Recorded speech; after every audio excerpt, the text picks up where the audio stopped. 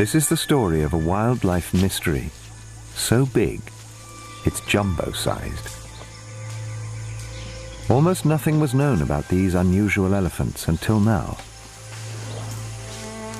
They were recently discovered to be unique to the tropical island of Borneo.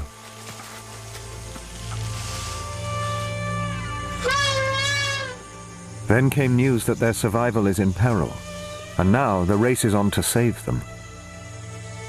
But first, this man must uncover the secrets of their jungle life, follow them into their world, and get closer to them than anyone has ever tried before. He will discover the wonder and tragedies of Borneo's pygmy elephants.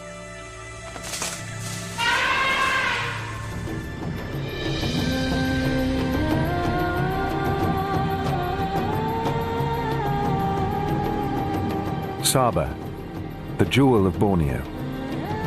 Its ancient tropical rainforests hide remarkable animals, many found nowhere else in the world.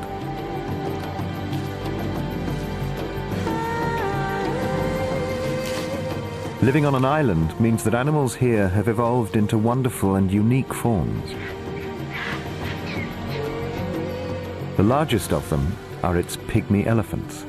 They are rare and elusive and mysterious. Until now, it was thought that they had descended from domesticated elephants introduced to Borneo only 300 years ago as gifts to local sultans, and that these had escaped and gone wild and become a pest. But all that changed. Wildlife ranger Engelbert Dausip was sent out to collect samples of their DNA as part of a routine test of all of Asia's elephants. His samples revealed that Borneo's elephants should be considered a unique subspecies. They're smaller than other Asian elephants, possibly an adaptation to life in deep jungle. Scientists calculate they have lived here not for 300 years, but more like 300,000 years. This amazing discovery has given the elephants new protection, and Bert a new job. He is called to Kota Kinabalu, the state capital, for a meeting with his project leaders, who are responsible for protecting the elephants. No, we just cannot protect them if... Dr. Rosa and Dr. Sen are from Sabah Wildlife Department. Raymond Alfred from Worldwide Fund for Nature. Keep in touch with us daily, okay? Bert is to track the elephants, map their migration route, and learn everything about them he can. Some way to this, also around Menanggul, but in a more difficult terrain. This is a very swampy area.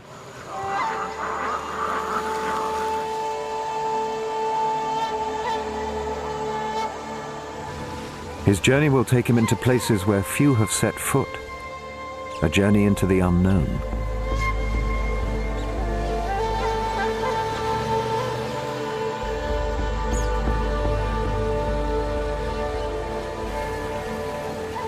Forest elephants are migratory. They could be anywhere in the thick forest.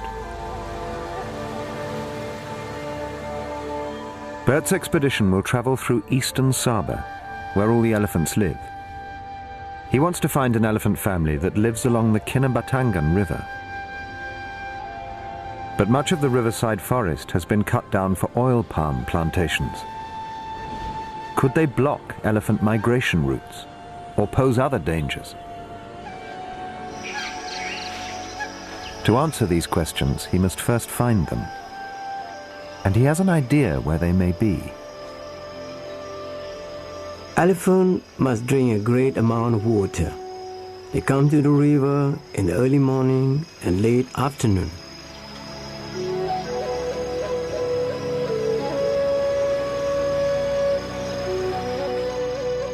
Each day, his search begins and ends on the river.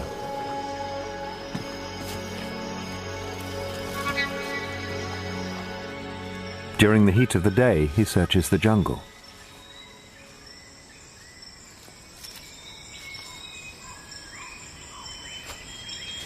Every clue takes him closer to the elephant. Elephant dung, but it is mushroom growing on it. It's maybe 1 week old. All the signs are old. The trail is cold.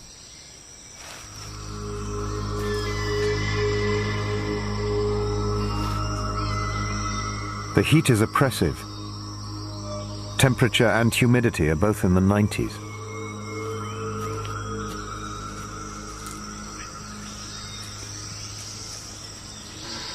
Sometimes he uses listening trees. Elephants call to each other to stay in contact.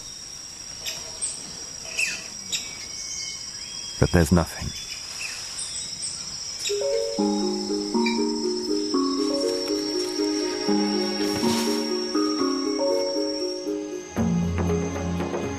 For many days he searches up and down the Kinabatangan River and its maze of tributaries.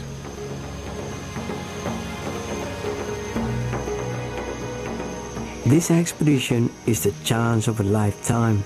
I must not fail. I will find them. If anyone can find them, Bert will. He was born here in Sabah and has spent much of his adult life as a wildlife ranger.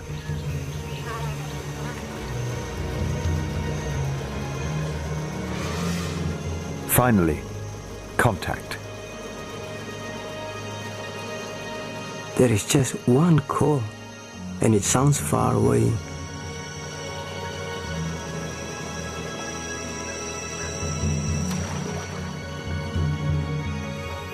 He follows the sound of the call up a side creek. From now on, he must take extreme care. Forest elephants around the world are very unpredictable. They can be dangerous killers.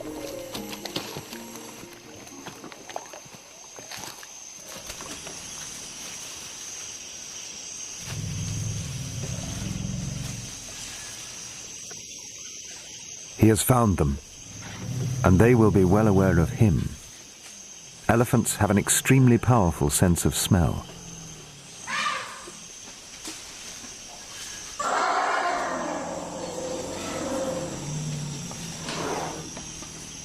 They can smell me, which is good. I want them to know I'm here. He's close enough to hear them breathe, but still they're as invisible as ghosts. And they're on the move. Better not to follow them now. It's late.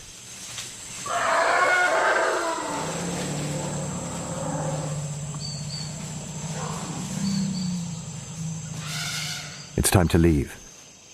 An encounter with the elephants in the dark could be fatal. Fixing their location by GPS should make them easier to locate tomorrow.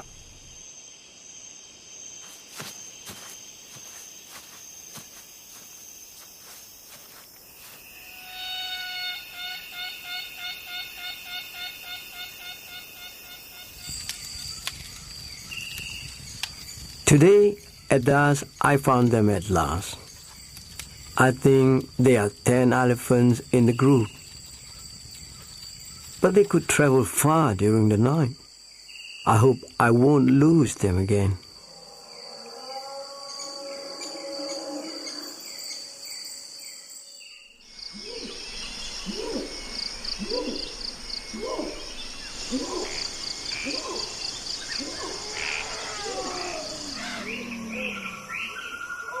Bert returns to the same place. No sight of them. But there is sound. It's some distance off.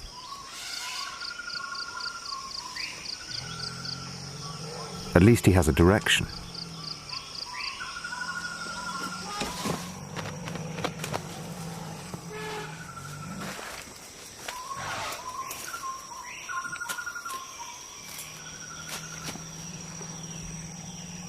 Elephant going that way.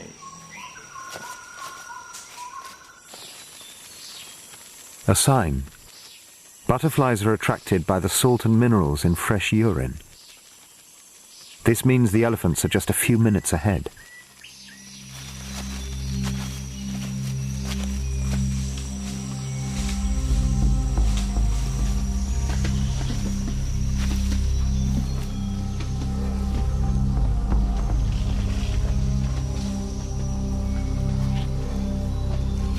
They are all around me.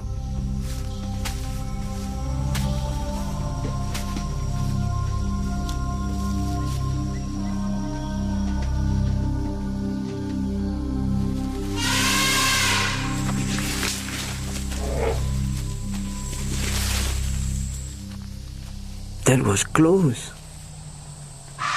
Bert has found them, but there is a bull male here too, and he's after a mate.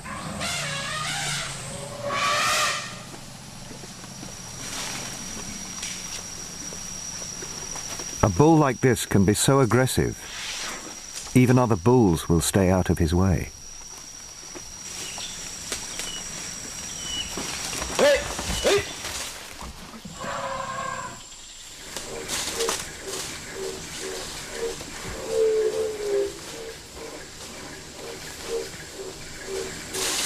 The bull makes a distinctive whistling sound, advertising his extreme arousal.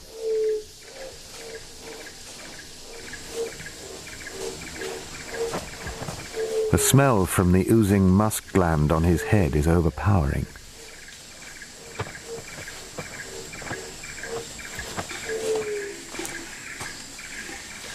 Whether this strong smell is attractive to females, no one knows. But soon he is mating.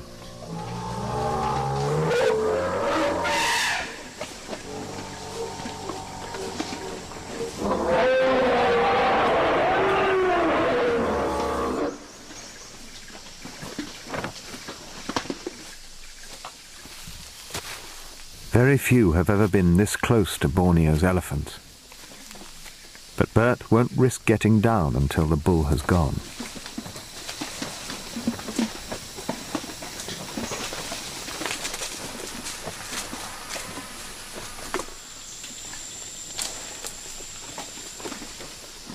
Two young elephants catch my eye, a male with tusks and a female. They are maybe 4 years old and they like to play.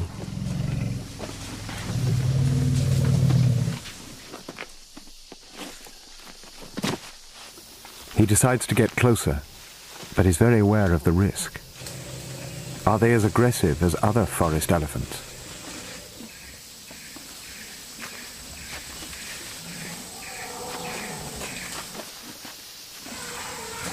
At first the mother are curious, but slowly they move away. I think they are protecting their babies.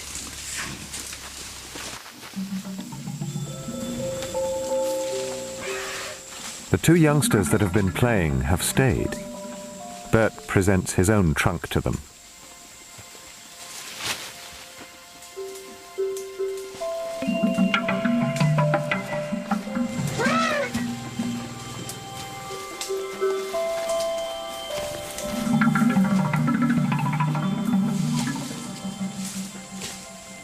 The young female seems curious too. But then she turns and tries to kick me. It's an unusual defense, and Bert can easily evade her. She can't see behind her, so cannot aim her kicks that well. I will call this female Flora. Flora and Bert play a game of cat and mouse, but she is not aggressive. She's setting boundaries on how close he can come. Then the young male approaches. He's even rowdier.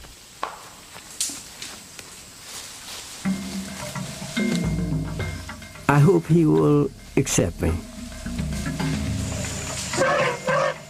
But he too challenges me.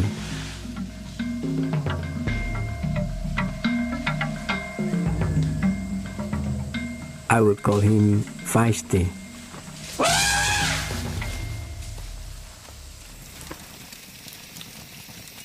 From what I saw today, I don't think these elephants are dangerous. They just don't want me to come too close. It's an important and welcome discovery.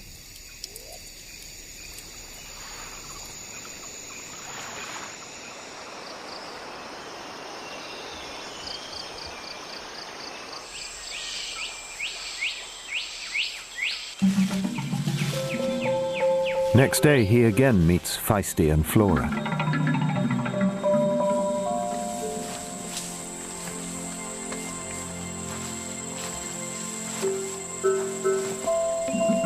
Flora's kung fu kicks are getting more accurate.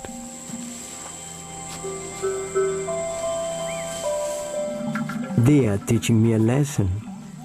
They only try to kick me when I get too close. Now Bert can see just how different pygmy elephants are from their mainland cousins. They're a metre shorter, with much longer tails, rounder heads, and bigger ears.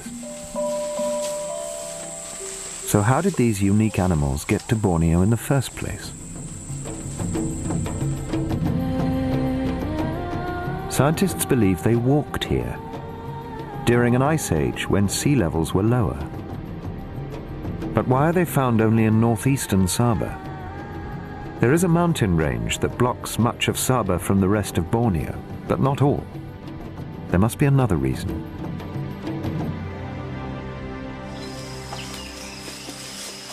It seems the answer is because this area has something that elephants need: good soil, rich in minerals. Here lie the highest concentration of minerals in Borneo. And when not supping on mud, they eat more than 160 different kinds of plants.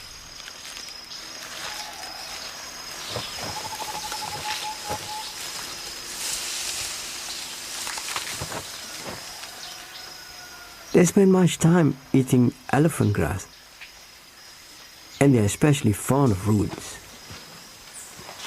Males with long tusks have an expert way to dig them out.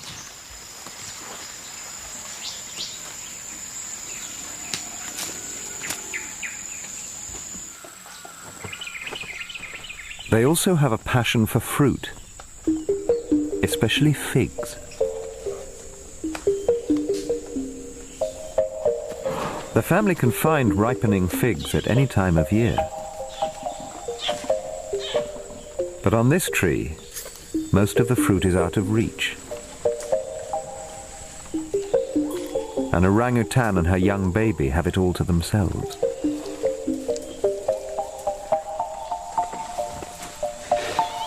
But this female is determined to get some.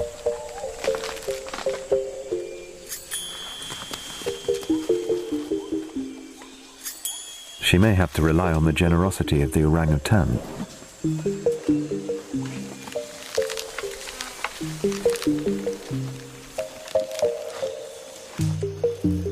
Finding figs is hard work in this heat.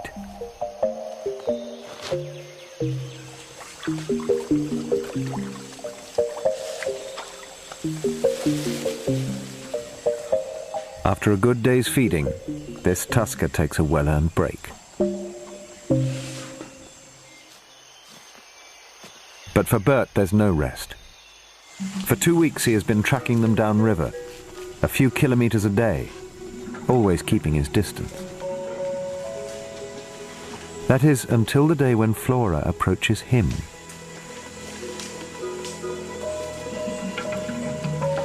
He's wary. She still kicks at him sometimes. She walks forward slowly, then reaches out to me.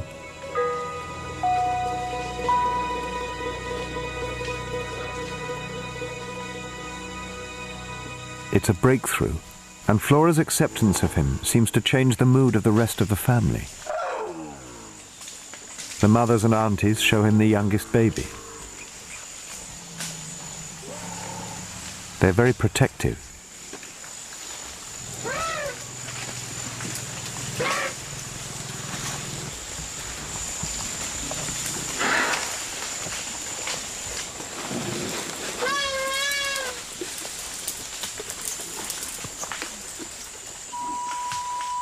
I feel safe with them now. I feel confident I can follow them easily.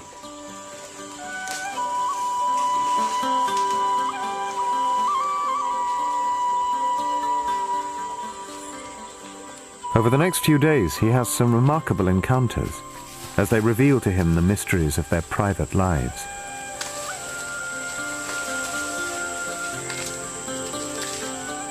The young man, feisty, is a show-off. He's always playing with something. The big female leader also accepts me. I call her Fern.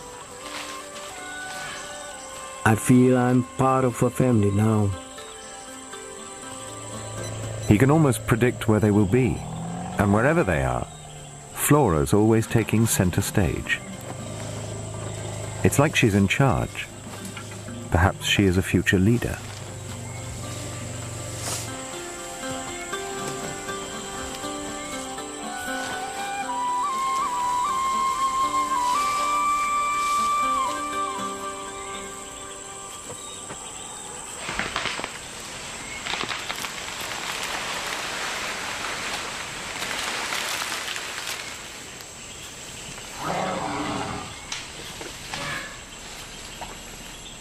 Fern is spending more time on her own.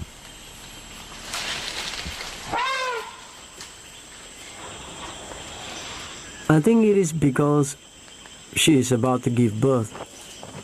She's very pregnant.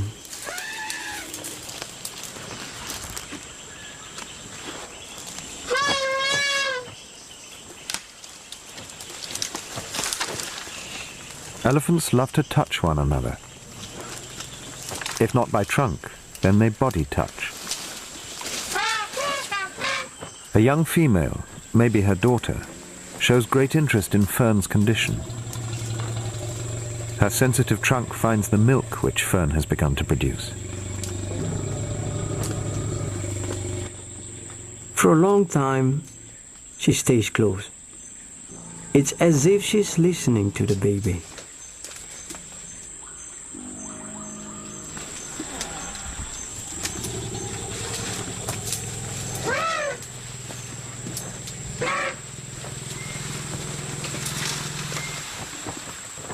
Then a smaller one comes and also wants to touch her. Because she's so close to giving birth, she's already lactating. Then the two young elephants crouch down and suckle her. It is an amazing sight.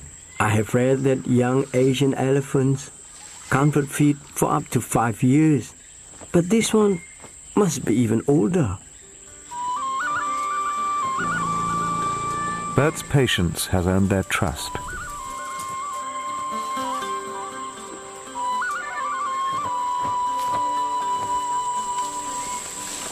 It's almost as if he's now part of the family.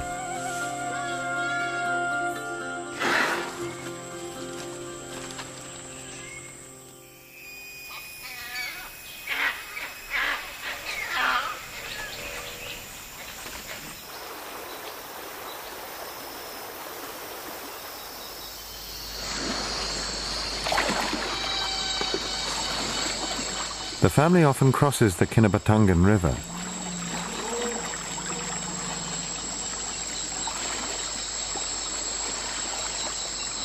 But one night, instead of continuing downstream as they have been for the past few days, they move back upstream.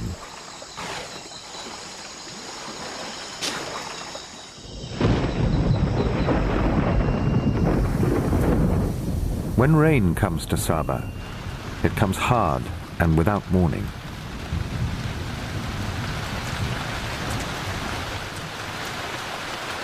It can disrupt even the most resourceful. All except the elephants, who enjoy the cooler temperatures.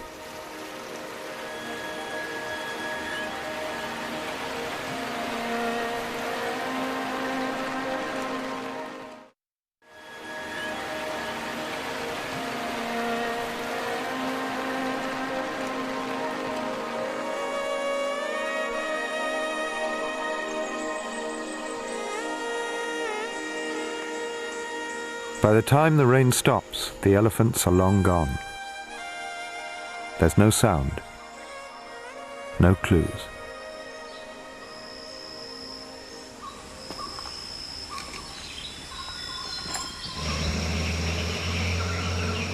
Bert's only option is to go back on the river.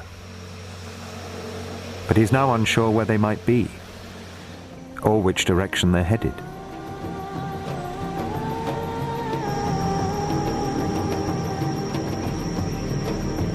Much of the elephant's home range has changed dramatically over the years. Great plantations of oil palm trees now stretch across their migration routes. In some places, the natural forest has been removed, right down to the riverbank.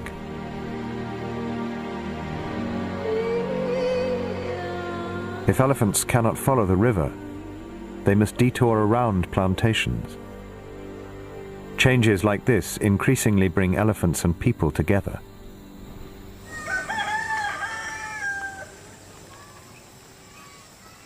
Until recently, elephants were too shy to enter villages. Now they have no choice.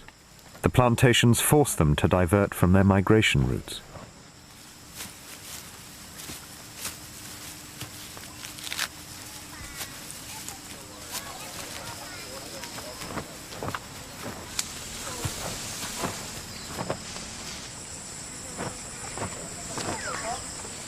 In earlier times, villagers would shoot troublemaking elephants.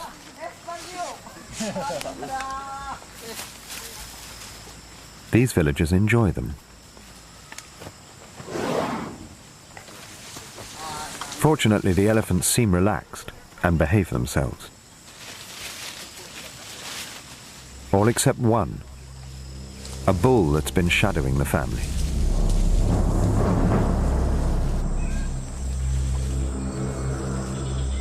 He decides to help himself to the banana crop.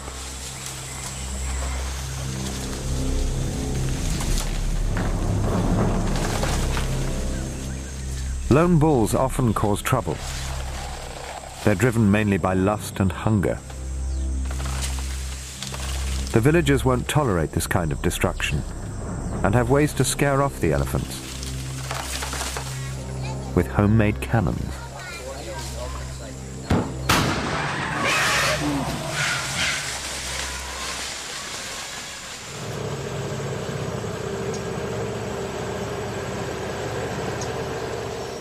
Bert has been searching downriver. He now receives word of the pygmy elephant's visit to the village. Okay.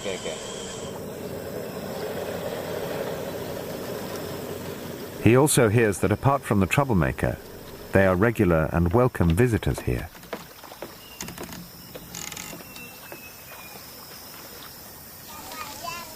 The villagers are kind to the elephant, and in return, the elephants are not afraid or aggressive.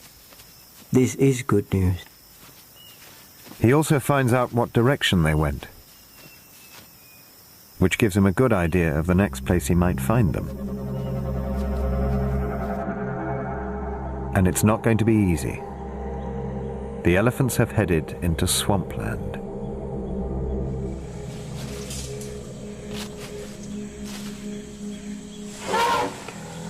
It's midday and oppressively hot. The elephants seem uncomfortable.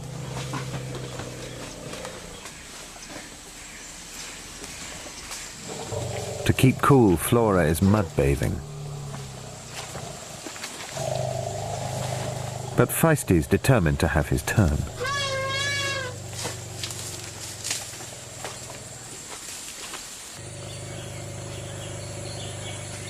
When she's done, Flora cleans the mud from the sand glands between her toes. Elephants always keep this very clean. Elephants have an even stronger sense of smell than dogs. Their trunks constantly explore the world around them.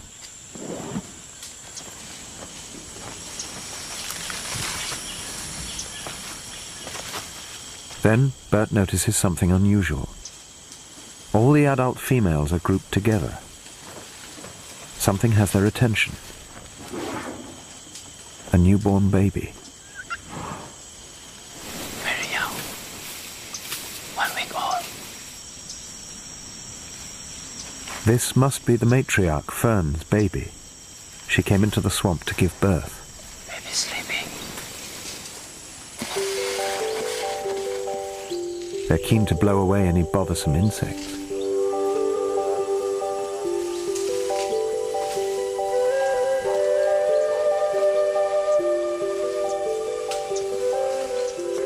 She wants to sleep, but the mother and the aunties want her to get up.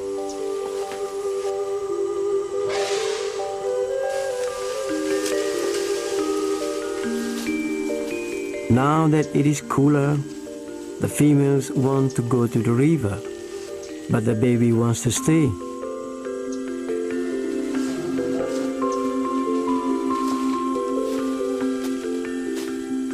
At first, I wonder if she is sick, but then I realize that she is just very young and very tired. She's also hungry. I call the baby Faith.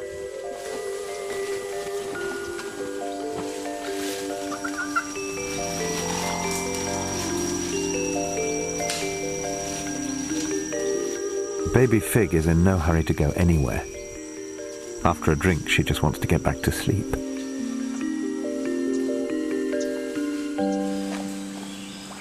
Only the youngsters are really active now.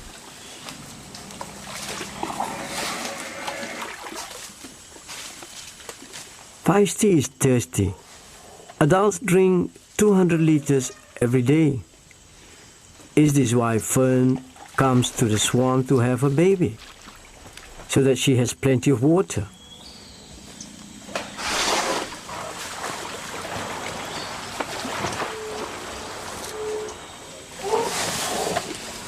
Flora too is having a good time. But all her frolicking wakes the baby.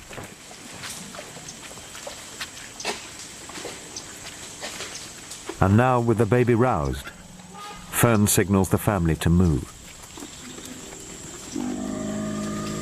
Feisty and Flora will have to finish their water sports another time.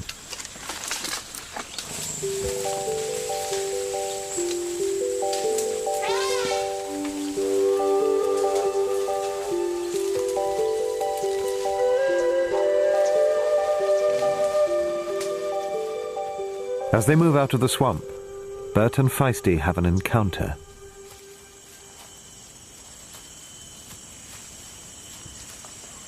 He comes forward to challenge me, but I stand my ground. This time, he stops and backs off. Feisty and I now understand each other.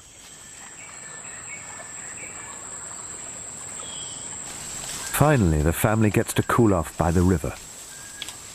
It's probably the first time they've been here since Fig was born. Now Fig meets the river that will run through the center of her life. She may still be drinking and swimming here 70 years from now. Flora's life could be considerably shorter if she can't get Feisty off her back.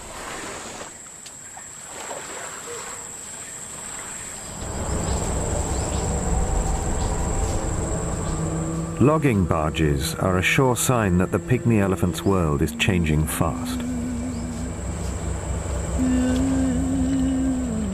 The logs come from forest where the elephants once fed. This area will soon become another oil palm plantation.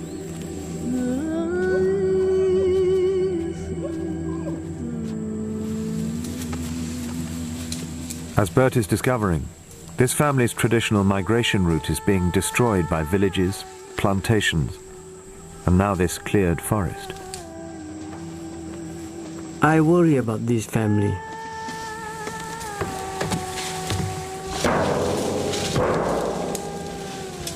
This may be the last time baby Fig and the others will walk on this ground. Next time, it will be plantation. Flora is curious about the logs. Even a logging camp has plenty to interest a curious elephant.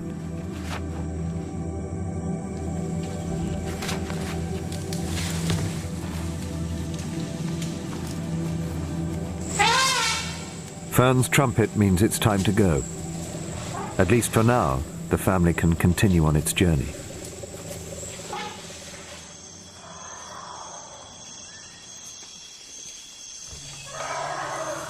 Bert can hear them throughout the night. They're very noisy and seem restless.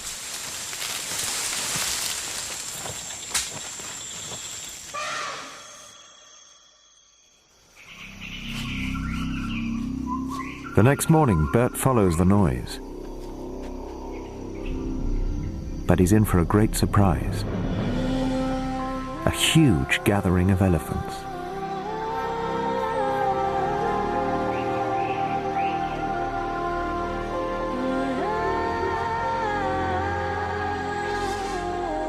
There are so many of them. At first I don't recognize them. I think it is another family. Then I see Flora, Feisty, Fig, all my family. But there are many others too. There could be 50 elephants here from several families.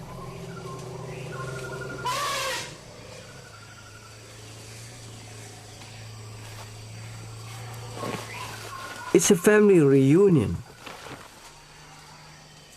They greet by smelling each other.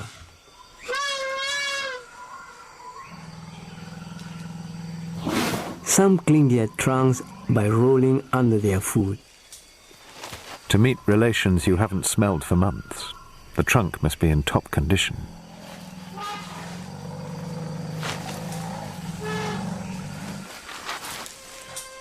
But then Bert discovers that this gathering is not such a happy occasion. I see an elephant with a bad wound. There is a rope coming from it. It has been caught by a snare. There's another one with much older wound. Then I see a youngster with a snare around its trunk. This is terrible. Another elephant shows concern. How can it survive? Some wounds carry a certain death sentence. Infection is likely. Perhaps gangrene has already set in.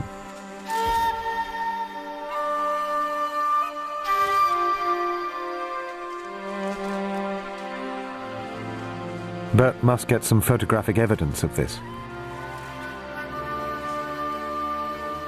These horrific injuries must be made known to his colleagues.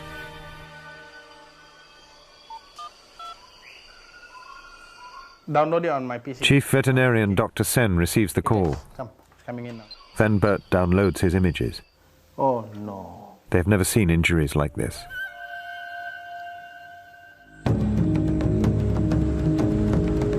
And immediately they launch a rescue mission.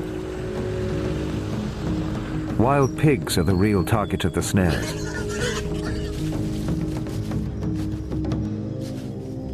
Every snare is a secret killer waiting to spring. All it takes to make a snare is a bent-over tree sapling and a hidden loop of rope.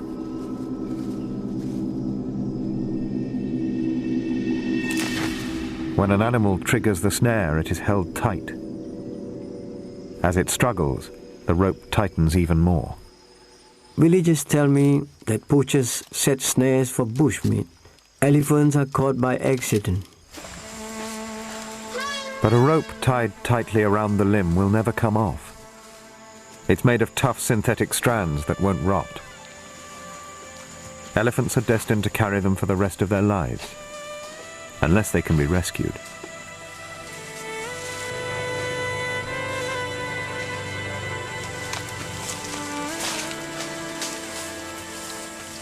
How far away from your... When the team finally reaches Bert, they're ready to go. The elephants have already moved on, but some injured ones are walking very slowly. There is time. But catching an elephant is no easy matter. It must first be darted and tranquilized.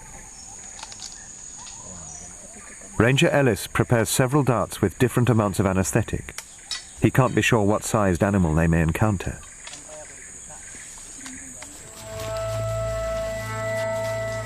Bert leads the team.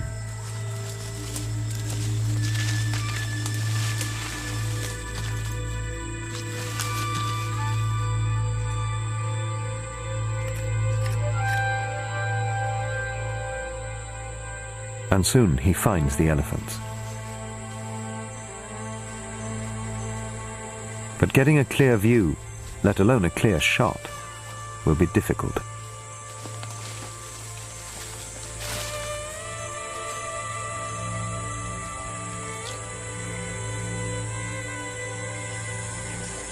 There are 2 elephants close by, and one has a snare around its leg.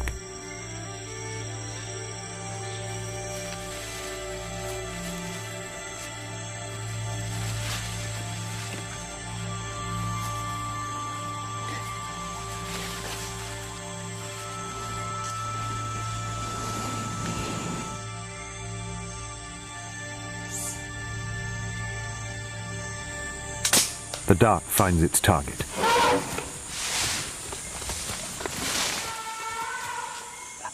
Ellis indicates 10 minutes for the drug to do its work.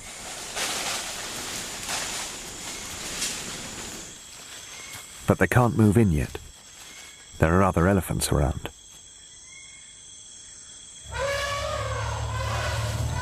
They need to frighten the others away with gunshots and flares.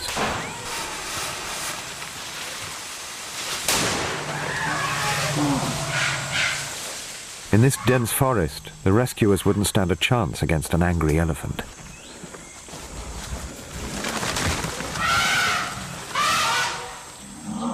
The drug dose is enough to put the elephant to sleep, but only just. It remains standing.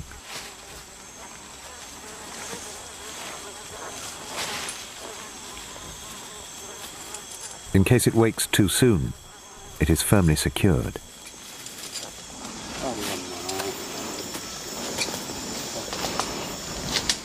It's a bad one, old and grown over, and the rope is still in there. Dr. Rosa, the vet, will have to remove it.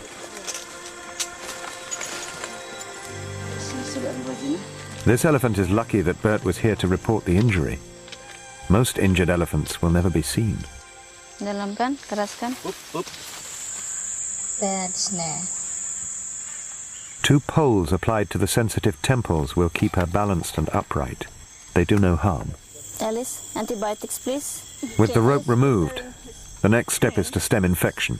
Protective creams and heavy doses of antibiotics will do the job. Okay. Must have suffered really bad. Dr. Sen administers the antidote to the tranquilizer. Hold on. If everything goes well, she should wake up with a really bad hangover in about 3 to 5 minutes.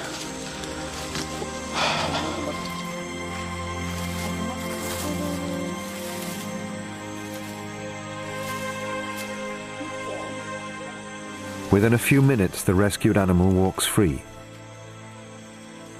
This time without any pain. The team want to dart another female, this time for a different purpose.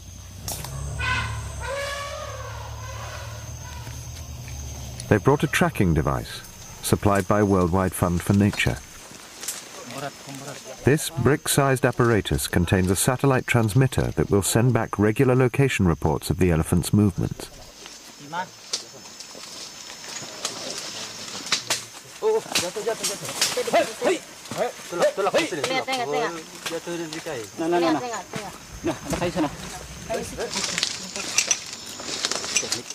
This female is named Bod Tai, and her high-tech bow tie will make Bert's work much easier. Once she wakes up, she will become his new ally in helping him understand the mysteries of the pygmy elephants. Bod Tai is one of 5 elephants that will be tagged in different parts of Sabah.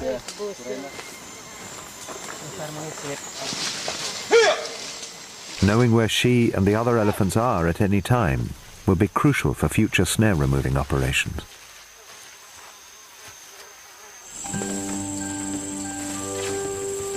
Data from Bodtai's collar will be sent up to the satellite at daily intervals. Soon a picture of their migration route reveals not only where Bodtai and her family travels, but how long they spend in deep forest, swamp or near plantations. It also shows the crucial times and places they travel alongside the Kinabatangan River.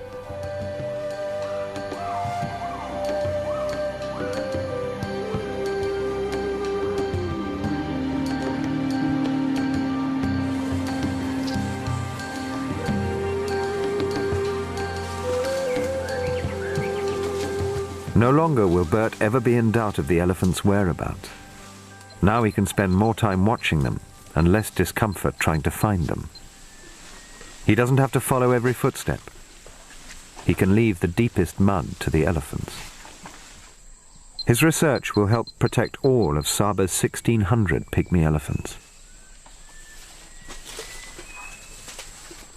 Feisty and Flora are fascinated by her collar. Flora wants to wear it. There's no doubt that Feisty and Flora will grow up close to humans. But what does their future hold? And what of little Fig? Just like a human baby, a baby elephant learns a great deal in its first few years. Fig will learn the family migration trails and where they now cannot go.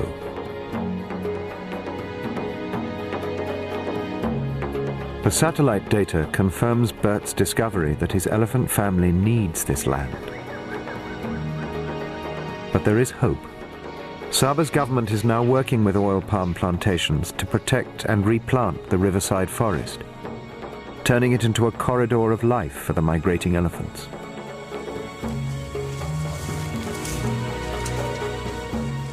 Everywhere, attitudes are changing. For one thing, Bert doesn't have to track Flora these days. She's more likely to track him.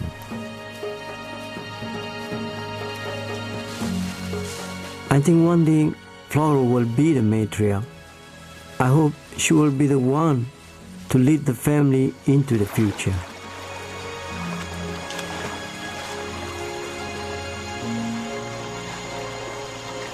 Flora, Feisty, Fig and all the others in this remarkable elephant family have inspired the people of Saba to save them.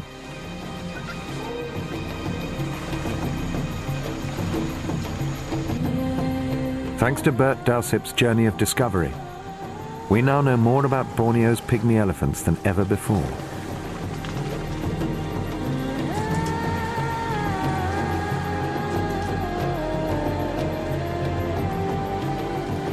Once considered exotic pests, these wonderful and unique elephants do belong here. Fortunately, Saba's government has moved fast to protect them by ending large-scale logging on public lands. So long as they are free to travel their ancient migration routes, their future here on their island home will be secure.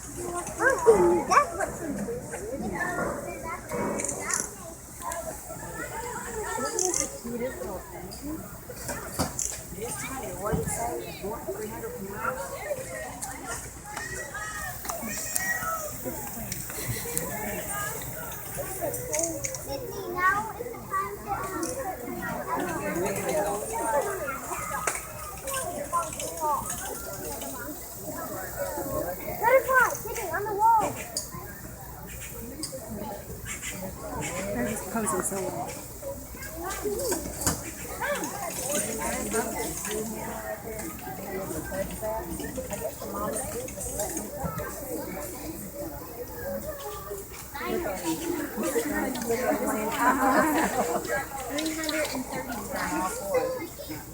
a baby?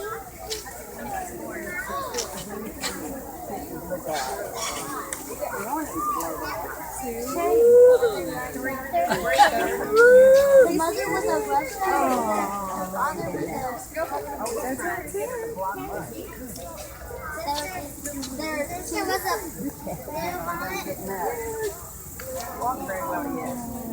You see him, Missy?